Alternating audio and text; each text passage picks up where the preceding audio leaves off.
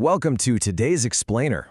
We are taking a pretty dark journey right now. Look, forget the usual vampires, werewolves, or zombies you see in standard horror stories. Today's Explainer is going to take you on a deliberate, escalating path of terror through the world's most horrifying, lesser-known myths. We are diving deep into the disturbing, the grotesque, and the psychologically terrifying. Settle in, because things are about to get very dark. So you think you know every monster out there? Yeah, think again. We're actually tossing out the standard agenda today, because the terror we're looking at is going to deliberately escalate with every single creature we cover. We're moving from visceral, physical threats to apocalyptic monsters, ending with one entity so deeply terrifying that the people who believe in it actively refuse to even say its name aloud. Let's get started. Number 1.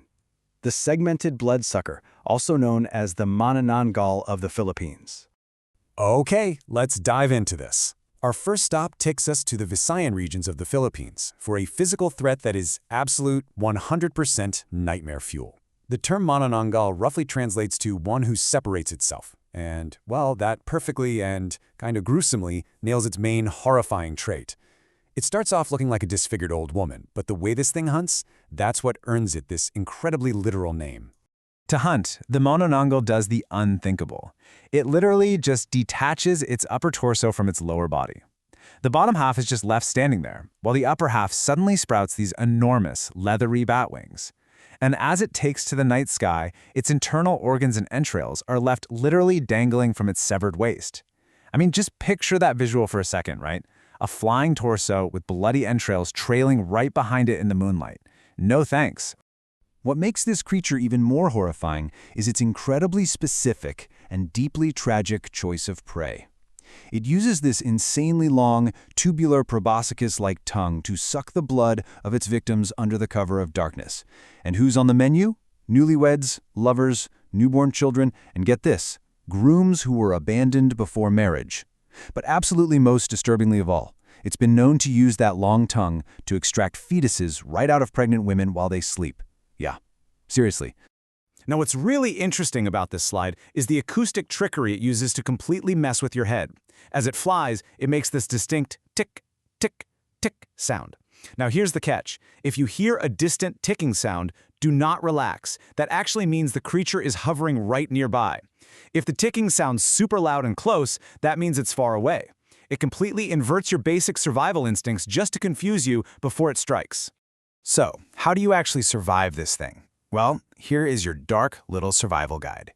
Turns out, the creature's bizarre anatomy is also its fatal design flaw. While the top half is out hunting, that lower half is just left standing totally alone somewhere. If you want to survive, you gotta locate that abandoned lower half. Then, you simply apply crushed garlic, salt, or ash directly to the severed stump. This completely stops the top half from reattaching. And if it can't reunify its body before daybreak, it's believed to just die right there in the sunlight. Moving on to number 2, the Cursed Bone Carrier, or, as it's also known, El Silbón, the Deadly Whistler. So we're shifting gears from a biological nightmare to a deeply localized tale of vengeance.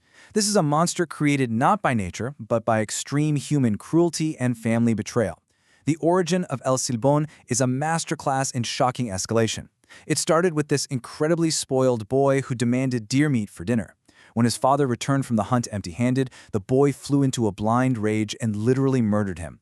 But wait, it doesn't stop there. He then cut out his own father's organs, handed them over to his mother, and actually tried to pass them off as the dinner she requested. It is a staggering jump from a spoiled tantrum to absolute depravity in basically mere moments. But as you might guess, the family's vengeance was just as brutal as the crime itself. When the mother discovered the horrifying truth, the boy was tied to a post and violently whipped. His open wounds were then scrubbed with this torturous sensory overload of alcohol, chili peppers, and lemon juice. He was cursed for all eternity to carry a heavy sack filled with his murdered father's remains, and then just released, eternally chased by starving, rabid dogs. Over time, he transformed into a towering, 6-meter-tall creaking skeleton. And much like the Manananggal, El Silbón uses auditory illusions to trap his victims, but he uses a terrifying inverse logic. If you hear him whistling nearby, you can actually breathe a sigh of relief. You are completely safe. But if that haunting whistle sounds distant and far away, you need to panic. That means the deadly whistler is right next to you, and death is approaching fast. And here is the grim household rule that grounds this myth and makes it so terrifying. The legend says El Silbón will sometimes stop right outside a home, drop his heavy sack, and start counting the bones one by one. Now, if someone inside the house actually hears him doing this, they're safe. But if he manages to count the entire sack until dawn completely unnoticed, someone inside that house will suddenly die, and their bones will be harvested to join his father's in the sack. All right, number 3. The toxic sea demon, the Nuckelavee of Orkney folklore. Let's escalate things again from local family curses all the way to cosmic-level natural disasters. And this brilliantly illustrates just how putrid and alien this demon's anatomy is. Based on a sighting by an islander named Thomas, the Nuckelavee looks like a legless man's torso violently fused directly onto the back of a horse. The human torso has these incredibly long arms that literally drag on the ground, topped with an enormous head 3 feet in diameter.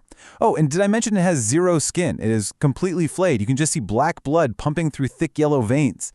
And the horse head it rides upon, it possesses a single, flaming red eye and constantly exhales this highly toxic putrid vapor. This isn't just a monster that hunts individuals out in the dark. It destroys entire ecosystems through a completely bizarre chain of events. So, back during the plague of 1722, islanders were just doing an ordinary chore, burning seaweed on the shore to make soap and glass. This created a pungent smoke that drifted out to sea, which, as it turns out, deeply enraged the Nuckelavee. Literally just in response to a bad smell, the demon went on an absolute rampage across the islands. Its toxic breath wilted crops, sickened livestock, and plunged the entire community into famine and plague. So if you are ever incredibly unlucky enough to encounter this walking biological weapon, here is your one quick practical survival tip. Like a lot of sea-dwelling demons, the Nuckelavee absolutely cannot cross borders of fresh water. If it's charging right at you, simply find a running creek or stream and jump over it. The fresh water acts as an invisible barrier against its toxic wrath. Problem solved. Moving on to number 4, the cosmic glutton, Cipactli, the Aztec world eater. Now, let's pull back to a truly apocalyptic scale with a creature whose sheer hunger threatened the creation of the universe itself. Cipactli was an insatiable sea monster that existed on a massive cosmic scale. But its defining, terrifying feature is its impossible anatomy. Cipactli boasted a hungry, snapping mouth on every single joint of its body. I mean, elbows, mouths, knees, mouths, knuckles, mouths.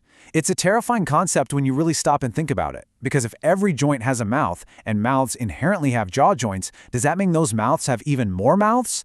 It was just this endless, cascading nightmare of teeth and hunger. When the Aztec gods were trying to create the universe, they hit a major wall. Everything they built just kept falling into the cosmic ocean, only to be instantly devoured by Cipactli. So 4 gods had to team up to destroy it. It was an incredibly brutal battle, to the point where one god actually got his foot bitten completely off. But when they finally killed it, they didn't just throw the body away. No, they literally ripped Cipactli into pieces to map out our reality. Its head was molded into the 13 heavens, its massive midsection became the earth we stand on right now, and its tail plunged downward to become the underworld. So according to this myth, we are quite literally living on the corpse of a monster.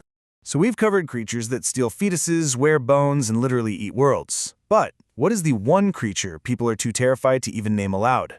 Let's take a deep breath here, because the final entity on our list shifts away from physical destruction into deeply intimate, unspeakable psychological terror. Number 5. The shape-shifting witch, the dark reflection of healers. We're talking about the shape-shifting witch of Navajo folklore, which is way more commonly known on the internet as the Skinwalker. What makes this entity so terrifying is that it's a direct corruption of something completely sacred.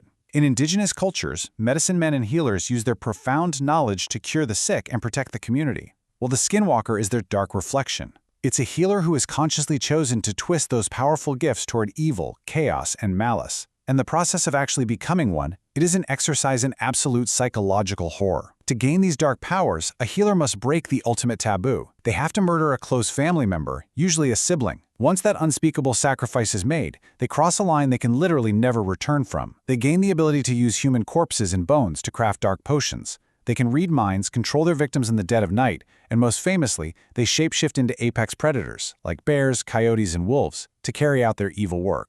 So the crucial point here is how you actually identify one of these witches, because they actively hide in plain sight among the community during the day.